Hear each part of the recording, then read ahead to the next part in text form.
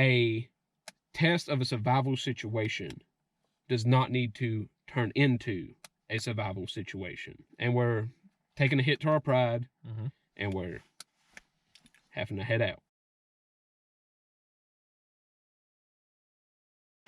All right, guys, little change of plans. The area that we first wanted to camp at is unavailable to us. So we decided that we were going to hop in the vehicle and drive up here. Yes, it's an established campsite. No, this wasn't the initial plan, but we got to do with what we got to do with it. So here we are. David's going to set up first, and I'll set up mine, and then we'll kind of walk you through them. So here's my setup, guys. Right now I got my tarp up, kind of in a lean-to pattern. I have this emergency tarp. It's got the Mylar shiny side, and so my plan is to actually sleep on top of this and kind of fold it over on myself to give me an extra layer to retain warmth. I also have the Life Bivy emergency sleeping bag. It's kind of the same deal, the Mylar retain heat, and I'll be sleeping inside of that. So I'm hoping that through the night that will be enough to keep me warm, but we'll see how it goes. So I've got that center ridge set up, and all I'm doing is staking out my tent stakes. Apparently these tent stakes are too big to fit in the holes. So just undo the string, loop it around, make a little knot, and then pull it out. Not that hard.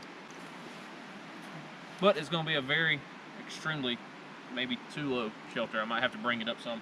Very low, hopefully keep my heat in. I've got this, I've got, just like David, an emergency blanket and a emergency sleeping bag. So see if we can stay warm. Cool. All right, so here's my setup, guys. Like I said, got this tarp as a lean-to type setup. Just kind of leaning over. I got the SOL emergency tarp. It's got the nylon backing.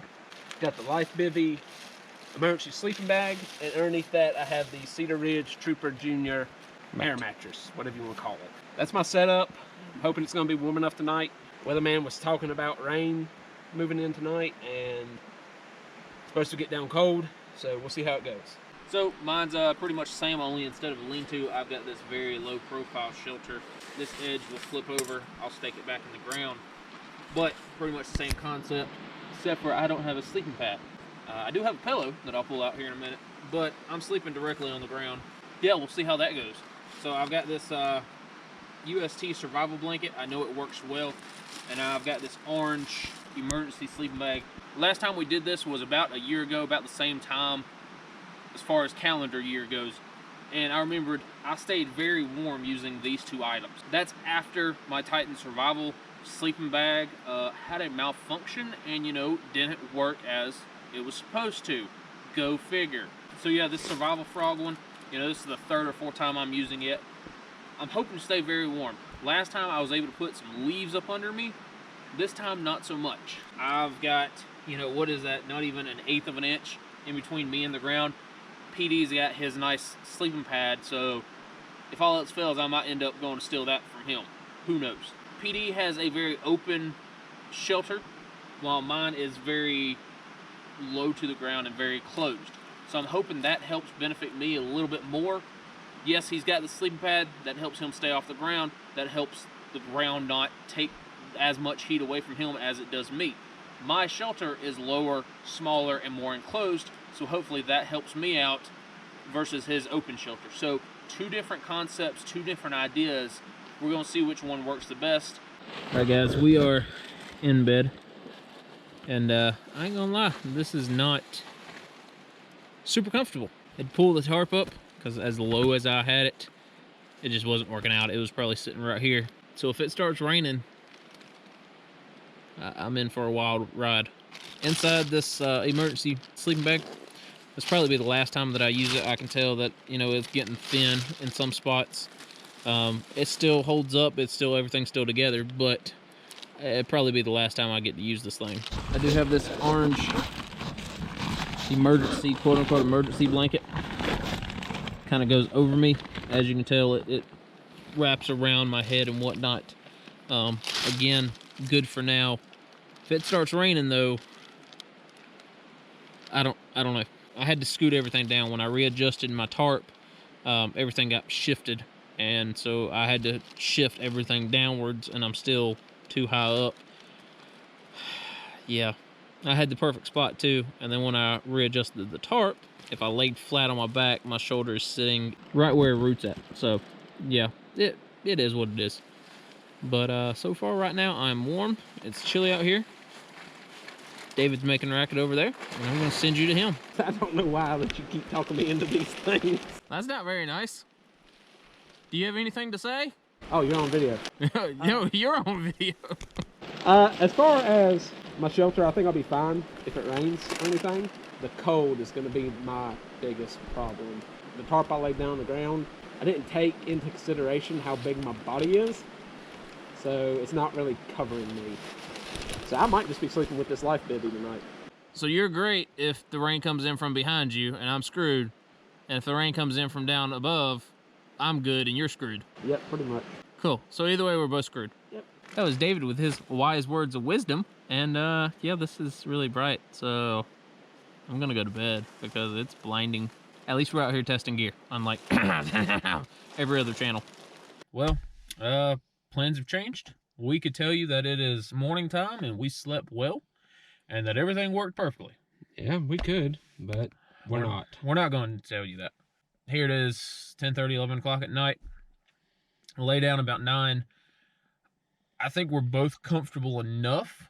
I was staying warm enough, no problem. I was warm, and then I'd move and get that chill to me, and then warm up again. I was good enough, but we decided that we were going to dog it off for 2 reasons. So let's go over pros and cons, what worked and what didn't, and then we'll tell you the 2 reasons while we dogging this exercise off. Yeah, my life bivy worked perfect. One complaint I did have about it was that my shoulders aren't really fitting in there. When I do, I'm having to like hunk up like this. But other than that, it was fine. I was warm. I was feeling good. Worked great. My survival frog, even though it's 3rd, 4th time using it, it worked well. It was working well. Yes, they do develop condensation, but it wasn't enough to where there was a puddle. I could still feel the condensation every time I moved my hand or moved my foot up against it. So it was there, but as far as keeping me warm, worked well enough. Pro, tarps. I think my tarp worked well. Again, condensation buildup. It's like 31 degrees out here or something like that. Yeah, no complaints about my tarp. Yeah, me too. This is the smaller tarp that I own. Next time I will try to not do a lean-to style. We are having a little bit of a breeze, and it was almost becoming more of like a kite. Mm-hmm. It was catching some of that cold wind, but other than that, it wasn't no problems. It would have kept me dry.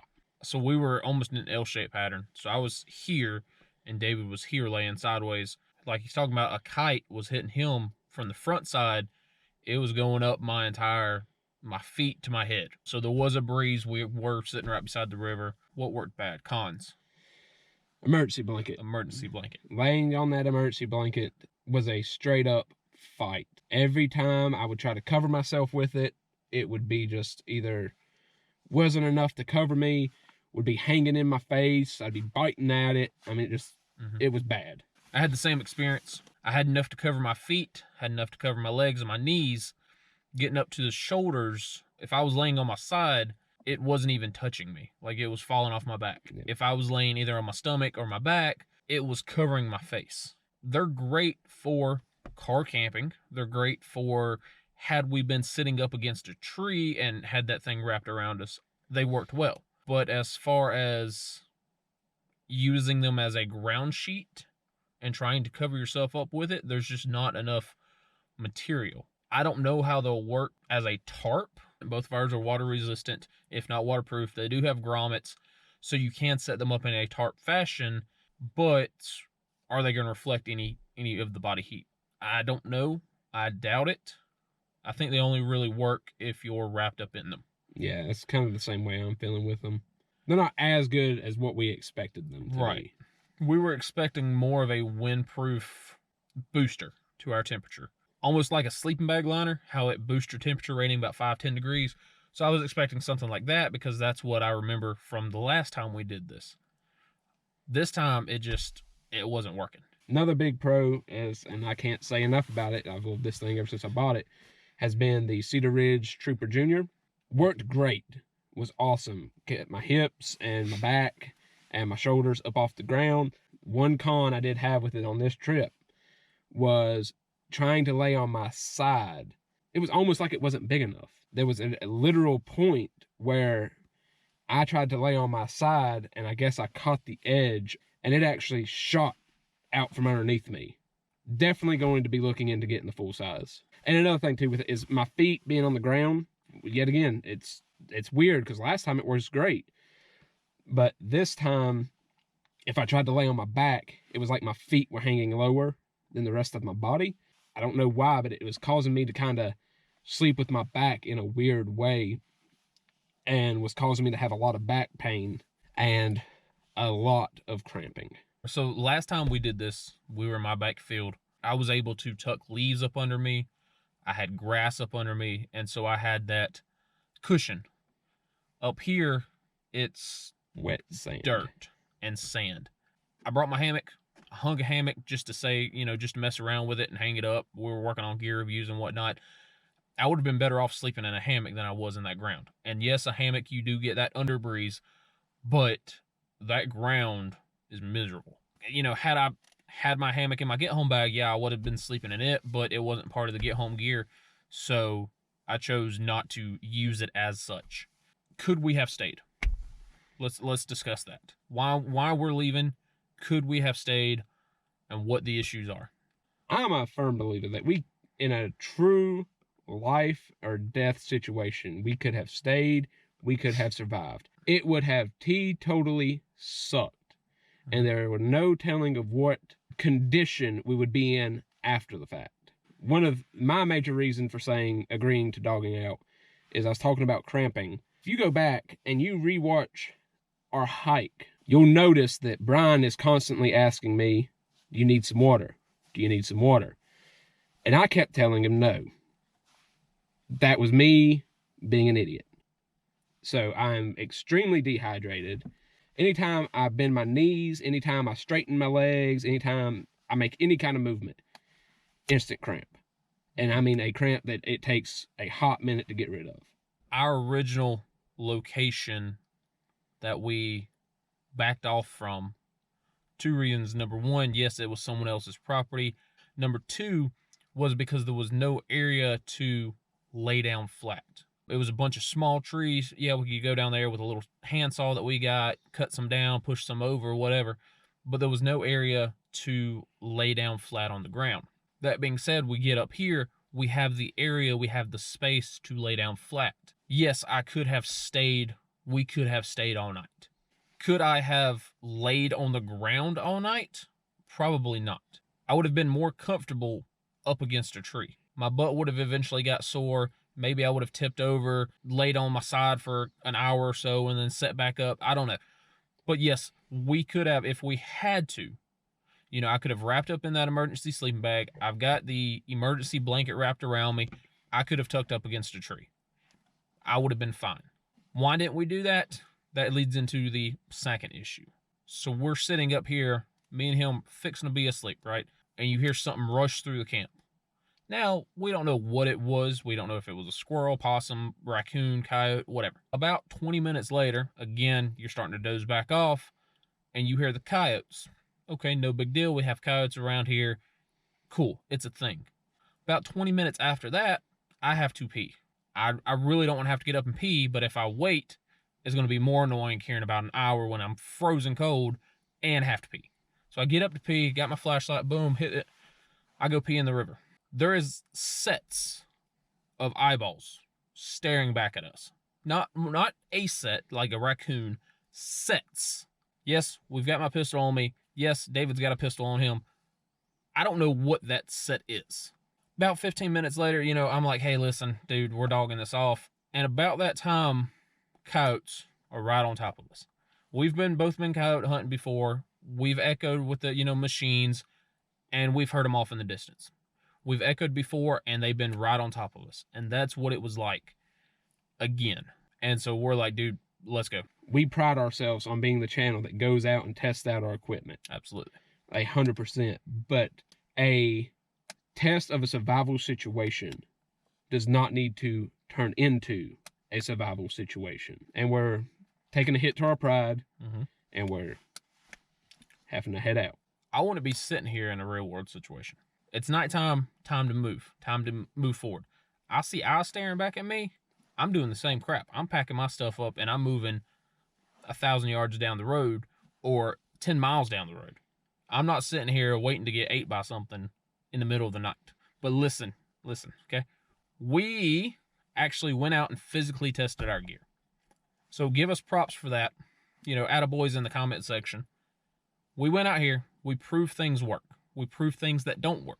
When it's 31 degrees and you're laying on the cold ground, freaking sucks. You best have a better plan. We have proved that sleeping pads are great, even though they're a gimmick luxury item, and that the big, thick emergency blankets only work when they're touching you. So we've came out here to do what we wanted to do, which is prove what gear worked, what gear doesn't work. So, I mean, again, if you want to hit that dislike button because we dogged it off because, you know, we have wives and kids at home, hey, go for it. But if you want to give us an attaboy, you know, go ahead and hit that like button, hit the subscribe button. We'll catch you again on the next one. Y'all be good. T2 out.